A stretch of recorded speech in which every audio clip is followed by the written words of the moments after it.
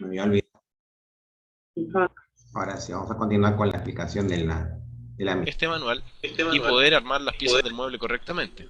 Así que llamo a mi buen amigo el señor González, que es un experto traductor chino mandarín, que me va a ayudar a traducir mi manual para poder armar mi mueble lo mejor posible. Y que se parezca un poco al mueble que estamos viendo acá.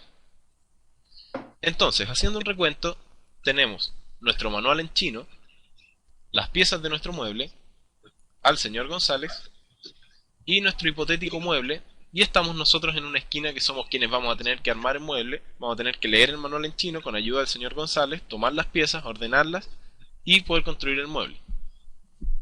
La pregunta del millón: ¿qué tiene que ver todo esto con biología? Porque no creo que estén viendo este video para armar un mueble. Bueno, ahora vamos a ver qué tiene que ver con biología. Las secuencias que existen en el ácido desoxirribonucleico están armadas de tal manera que para una proteína o un complejo que lea esta información es imposible entenderlo y necesita cierta ayuda. Por lo tanto, nuestro manual en chino, que no entendemos nada, perfectamente podría ser una secuencia genética. Este es un trozo de la secuencia que codifica la miosina 2, una proteína del músculo. Las piezas de nuestro mueble son los aminoácidos que van a formar las proteínas, y en este caso particular yo les puse el ejemplo de la tirosina, que es uno de los aminoácidos aromáticos que en este radical tiene un anillo. El señor González es reemplazado por una molécula que se denomina RNA de transferencia, que es capaz de entender las palabras que se encuentran en este mensaje bastante raro y codificarlas en aminoácidos. Por lo tanto, yo puedo entender qué palabras significan qué aminoácido. Nuestro mueble terminado perfectamente podría ser cualquier proteína. Yo aquí les puse el ejemplo de una RNA polimerasa 2. Y nosotros, que vamos a armar el mueble, vamos a ser reemplazados por un complejo supramolecular denominado ribosoma. Ahora vamos a introducir un poco el concepto de dogma central de la biología molecular, que consiste en un dogma que se creó en el siglo XX, que se plantea que la información contenida en el DNA tiene que ser copiada a RNA para posteriormente ser expresada a proteína. Un dogma significa una ley o algo que no tiene ningún modo de romperse. Pero como siempre en biología es muy riesgoso decir que algo es todo o nada o que algo es siempre o nunca. Se descubrió al poco tiempo que existían partículas que eran capaces de tener información en modo de RNA y copiarse a RNA para integrarse a este ciclo de DNA, RNA y proteína, que eran los retrovirus, como el virus de la inmunodeficiencia humana, causante del síndrome de inmunodeficiencia adquirido, o el SIDA. Ahora analizaremos el proceso de transcripción, que se define como un proceso activo a través del cual uno o más genes contenidos en el DNA son copiados a una molécula de RNA, para ser posteriormente leídos en el ribosoma. Ahora vamos a hablar de algunos tipos de RNA, o ácido ribonucleico, que es importante entender para poder comprender el proceso de transcripción. Y vamos a comenzar con el RNA mensajero. El RNA mensajero es un RNA, como denota su nombre, un RNA encargado de llevar un mensaje genético contenido en el DNA hacia el citoplasma para ser traducido en un ribosoma. Por lo tanto, tiene que tener una estructura bastante especial que vamos a analizar en el caso de los organismos procariontes y de los organismos eucariontes. El RNA mensajero de las células procariotas, en su extremo 5', tiene un residuo trifosfatado, y dirigiéndonos hacia la 3', tiene estas regiones azules, que son las regiones no traducibles, o UTR. Tiene estas regiones en rojo, que son regiones iniciadoras de la traducción.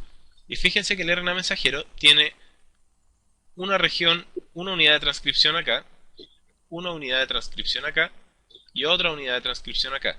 Por lo tanto, un solo RNA mensajero procariota puede traducir 3 proteínas diferentes. Por otro lado, el RNA mensajero eucariota tiene el mismo residuo 3', el mismo residuo trifosfatado, pero tiene agregado un nucleótido especial denominado guanina, tiene un nucleótido especial denominado 7-metilguanosina, que en conjunto con el fosfato se denomina CAP, o caperuza en el caso de los españoles. Tiene la misma región no traducible en el extremo 5', y a diferencia del RNA mensajero eucariota, el RNA mensajero eucariota traduce una sola proteína por RNA mensajero. Acá está la secuencia de detención, y aquí está la región UTR del extremo 3'. Hacia 3', nosotros nos vamos a encontrar con que el RNA mensajero eucariota a diferencia del procariota, tiene una zona no traducible que es la cola poliadenilada. La cola poliadenilada es un residuo que le sirve al RNA mensajero para protegerse de las RNasas que van a tender a degradarlo por este extremo para poder proteger el mensaje genético que este RNA incorpora dentro de sí mismo. Esto es importante entenderlo para lo que sigue más adelante. Existen letras y existen palabras dentro del mensaje genético. Las letras vienen a ser los nucleótidos en el DNA, que son la timina, adenina, citosina y guanina, y que en el RNA, en vez de timina, hay uracilo, pero la adenina, la guanina y la citosina se conservan. Y las palabras son cada 3 nucleótidos, que en el DNA reciben el nombre de tripletes, vamos a poner una T, y en el caso del RNA reciben el nombre de codón. Hay codones de inicio, como este que está marcado acá, que es el codón AUG, codificante del aminoácido metionina, y hay codones de detención, como el codón UAA, que hacen que un factor liberador del ribosoma entre a la traducción y se libere. Pero eso lo vamos a ver más adelante. Lo importante es que entiendan que las palabras son estos codones, que sin cada codón significa un aminoácido, y esa traducción la lleva a cabo el RNA de transferencia. Esta imagen sirve para denotar lo que es la 7-metilguanosina, que es un nucleótido modificado especializado, que tiene residuos metilados y que se encuentra unido al extremo 5' de estos nucleótidos que se encuentran acá. También se encuentra el trifosfato, que sirve de puente para la 7-metilguanosina, que se encuentra modificada con un metilo acá, y el resto de los nucleótidos que se encuentran en la cadena. Gracias a la 7-metilguanosina, los RNA mensajeros no son reconocidos por el extremo 5' por las RNasas, y son reconocidos por los ribosomas al momento de efectuar la traducción. Existen otros tipos de RNA que son los RNA reguladores y el RNA heterogéneo nuclear. El RNA heterogéneo nuclear, que es este que está acá abajo, no es más que el RNA premensajero, mientras que todos estos RNA, el piRNA, el Pi-interacting RNA, el snRNA o Small Nuclear RNA y el SNO-RNA o Small Nucleolar RNA son RNAs reguladores que participan dentro de diferentes procesos, por ejemplo, en el splicing, con el caso del RNA SNO y SN, y el piRNA que participa en la regulación de la expresión de algunos genes. Finalmente, dentro de nuestros tipos de RNA están las ribosimas, que son el 1% de las enzimas que se enseñan en la escuela y en los colegios cuando dicen el 99% de las enzimas son proteínas. Ese 1% que falta son las ribosimas, que son un tipo de RNA que tiene actividad catalítica sobre ciertos ácidos ribonucleicos y que no vamos a analizar mayormente su estructura, pero son RNAs pequeños que tienen actividad catalítica. Antes de entrar a qué se necesita para efectuar la transcripción en eucariota, quiero destacar que me faltó hablar del RNA ribosomal y el RNA de transferencia, que son muy importantes en este proceso, pero para que se queden tranquilos, los destaco en las partes que siguen más adelante, así que no se desesperen. Entonces, ¿qué se necesita para efectuar la transcripción en eucarionte? Necesito ribonucleótidos trifosfatados, ATP, GTP, CTP y UTP. Necesito ATP, proteínas para formar el complejo de iniciación de la transcripción, que es muy importante y que lo vamos a cualificar más adelante. Necesito 3 tipos de enzimas, que son las RNA polimerasas 1, 2 y 3. La 1 codifica RNA ribosomal, la RNA polimerasa 2 codifica RNA mensajero y la RNA polimerasa 3 codifica RNA de transferencia. Necesito de las secuencias consenso, principalmente de la Tata Box y del promotor, para iniciar la transcripción, que lo vamos a hablar más adelante, y iones metálicos estabilizantes como el zinc, que es bastante importante porque actúa estabilizando muchos enlaces que participan en el proceso. Por otra parte, ¿qué se necesita para efectuar la transcripción en los procariontes? Los mismos ribonucleótidos trifosfatados, ATP nuevamente, y a diferencia de los eucariotas, en los procariotas necesito una sola RNA polimerasa que codifica un solo gran RNA que es clivado en sus diferentes partes. Necesito secuencias consenso y iones metálicos estabilizantes. No necesito complejo iniciador de la transcripción. Y a diferencia también de los eucariotas, necesito un factor sigma, que es este que tengo acá, que lo voy a destacar ahora. Este es el factor sigma. Y el factor Rho, que tengo acá. El factor sigma y el factor Rho son subunidades flotantes de la RNA polimerasa que le dicen ciertas actividades a la enzima. Por ejemplo, el factor sigma le dice a la enzima únete y transcribe, y el factor Rho le dice libérate y deja de transcribir. Hasta aquí hemos terminado de introducir el proceso de transcripción. Vayan a tomar un descanso y nos vemos en una segunda parte para entrar de lleno a lo que es el proceso de transcripción. Ok, ya, entonces, en el video, lo que en este caso el expositor nos hablaba justamente, ¿no? Un ratito es, lo veo en y ahora sí. Y ahora sí lo veo. Ok, ¿no? Entonces nos hablaba un poco en detalle de cómo es el proceso de transcripción, ¿correcto? Que es uno de los procesos más importantes para poder, justamente duplicar esa información que viene de un ADN a, en este caso, a otro, elemento importante, en este caso, en este proceso. ¿Ok? Entonces, pero los procesos, como bien indicó el expositor, son diferentes, ya sea en la célula procariota o en la célula eucariota. ¿Por qué? Porque en este caso la eucariota es una célula que está ¿cómo se llama? En seres que no están desarrollados, ¿no? En cambio, la célula procariota es más desarrollada. ¿Ok? Entonces, sí, hay que recordar un poquito qué es cada una. En el caso de la célula procariota, debido a que no hay un núcleo que separe los procesos de transcripción y traducción, al mismo tiempo que los genes son escritos, son inmediatamente traducidos. O sea, aquí la traducción es inmediata. En el caso de la célula eucariota, la transcripción y síntesis de las proteínas están espacial y temporalmente separadas en las células eucariotas. Esto es porque la transcripción se lleva en el núcleo y produce una molécula premensajera, ¿no? De ARN mensajero, ARN premensajero, que es procesado para producir el ARN maduro, o sea, ya cuajado, el cual sale del núcleo y es traducido en el citoplasma. La transcripción del ADN, porque una cosa es la traducción, otra cosa es la transcripción, ¿ok? Es el primer paso del proceso de expresión genética, mediante el cual se transfiere la información contenida en la secuencia del ADN o DNA. O sea, el expositor usaba más DNA, ¿no? Y RNA. Pero en este caso es lo mismo decir ADN o ARN. ¿Ok? Entonces, el primer paso de esta expresión genética, de este procedimiento, como hemos visto, es la transcripción, ¿correcto? Mediante el cual, en este caso, la información del ADN pasa, en este caso, hacia el ARN mensajero para codificar una secuencia de proteína utilizando diversos ARN como intermediarios. O sea, para ese fin, los ARN son una especie intermedia, ¿no?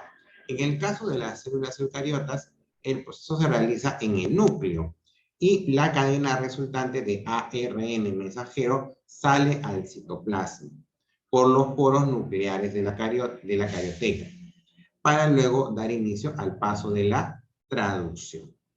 ¿Ya? En el caso de las procariotas, en este caso los procesos son, en este caso, no hay procesos separados, ¿ok? Entonces, en la procariota, todos los genes que son transcritos son inmediatamente traducidos, ¿ya? Entonces, ¿cuáles son las etapas, en este caso, de la transcripción del ADN? Ya tenemos primero la iniciación, ¿no? Que es cuando se desarrolla la hebra de ADN por la acción de una enzima desenrolladora. O sea, tiene que, o sea, en el ADN es como una especie de hélices, doble hélices, entrecruzados. Entonces, para que en este caso haya el proceso de desenrollamiento, tiene que haber una enzima que en este caso genere ese tipo de procedimiento. La ARN polimerasa se une a una secuencia del ADN molde, llamada también promotor, rica en este caso en secuencias de A igual a T, por lo que se le conoce como caja data, por las secuencias que contiene. Ok, este es un gráfico de cómo empieza el proceso de la traducción. Aquí, por ejemplo, está la síntesis ARN que da sentido al proceso de 5' o 5', ¿no? A 3'. El primer nucleótido mantiene sus enlaces 3 fosfatos, ¿ok? Así, para eso también servir de marcador de inicio de la cadena.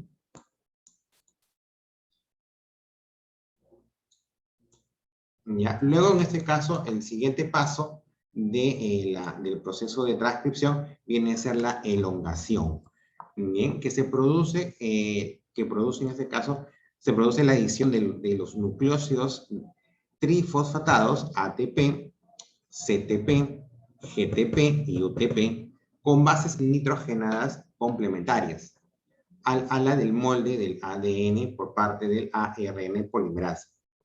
Si el molde presenta una secuencia de bases CG-CTA, el ARN polimerasa aumentará, ¿ok?, una cadena complementaria, en este caso, con bases GC-GAU, que son en este caso los que conforman el nucleótido dentro del ADN, ¿no? Como bien explicó en este caso el expositor.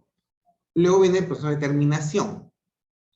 Ya, en ese caso, el término de la transcripción se marca en una región, en una parte de la hebra molde del ADN, que está rica en guanina y en citosina, reconocidas por el ARN polimerasa, ¿no? En este caso se le adiciona una proteína de reconocimiento. Luego, el ARN lo que hace es, se separa del ADN debido a que las interacciones entre adenina y uracilo, o sea, AIU, son inestables. O sea, en este caso no hay un proceso, en este caso, completo, sino que puede tener ciertas imprecisiones.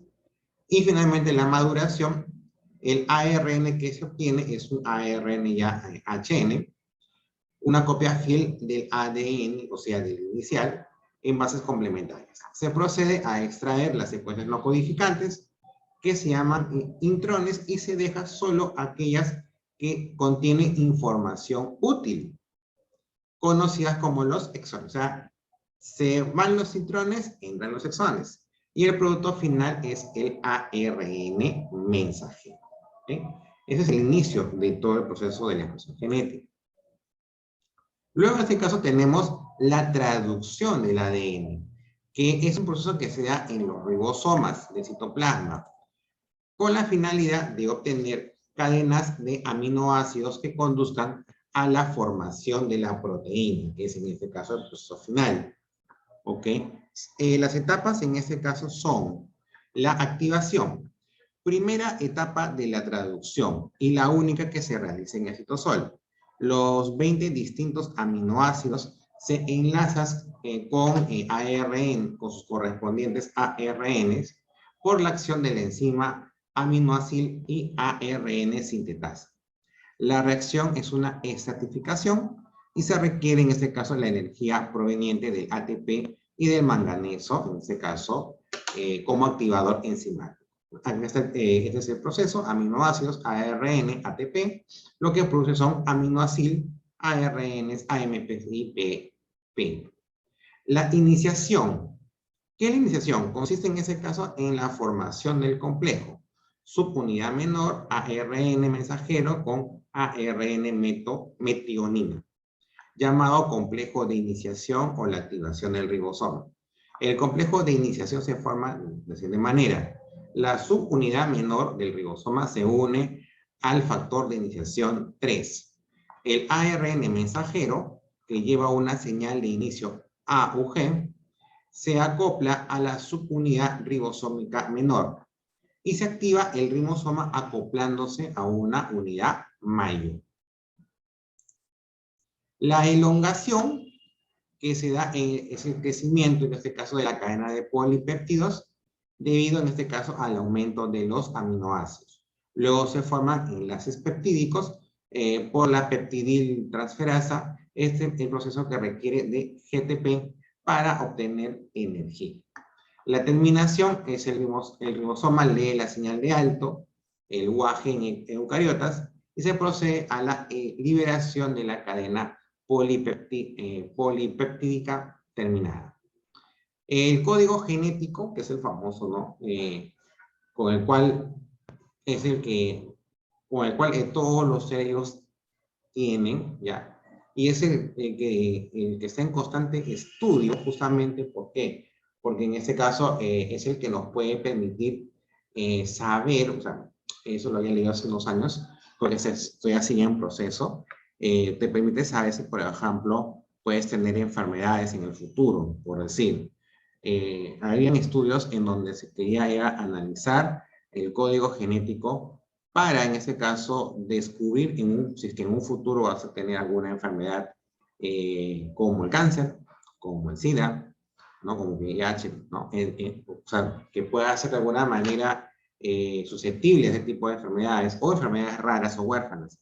¿Ya? Y lo que se quería, bueno, aún todavía sigue investigación, esa etapa, es justamente que que se pueda alterar el código genético de tal manera que en este caso se permita o se inhiba este tipo de procedimientos. Porque en el caso del cáncer normalmente son en este caso formaciones, nuevas células que generan, que al momento de entrar en acción dentro de nuestro organismo, ya en este caso altera todo el procedimiento de nuestro cuerpo en diferentes partes del cuerpo.